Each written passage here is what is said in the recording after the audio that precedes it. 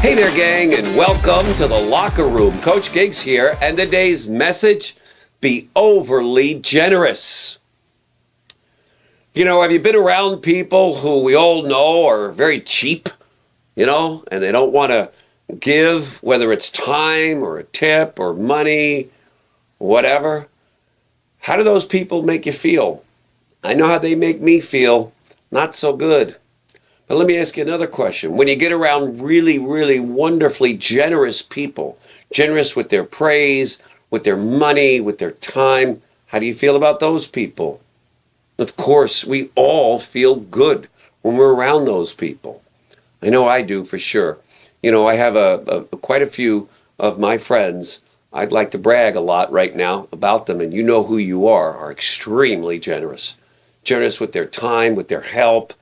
My very dear friend, Mark Zipper, is always giving all kinds of people advice and doing Zoom calls to help them understand their accounting and their money. Because, his expertise is, exactly, scratch money. He knows money. And so he's willing to share and give it. And a few times I've asked him, I said, Zip, you should be charging for all this advice that you give. Nah, I feel good when I'm helping other people out. There it is. And that's why 43 years, my BFF, my best friend in the whole wide world, because he's very generous like that. I get around another friend of mine, Jimmy Ribolino, and, I come into his home with a bottle of Bonanza, my favorite wine, my go-to wine. And the next time I come, he says, hey, I got a case of that wine over here. I said, Jimmy, what are you doing? I don't even want to tell him when I'm bringing something, because then he's going to go get a whole shit ton of it so that when I'm there. So, do I like being around Jimmy Ribolino? Nope. I love it because he's so generous. And everywhere we go, this is how Jimmy is. Whether we're playing golf and the caddy, he's making sure that he's being generous with them, whether it's money or whether it's simply being good to people.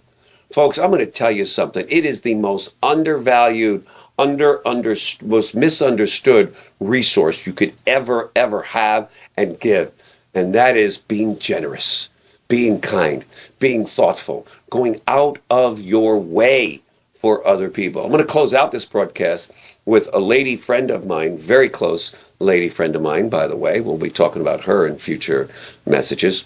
She was very ill at one point, and she had this woman who she'd known just for a little while who took the time to come after she got out of the hospital literally every day and drop off all kinds of food, walk her dog, do all kinds of errands. Now, she had only recently met this person at that time, but she was so grateful for how generous and kind this woman was, i.e. they are now dear friends going on 20 years, and she couldn't think of a life without her.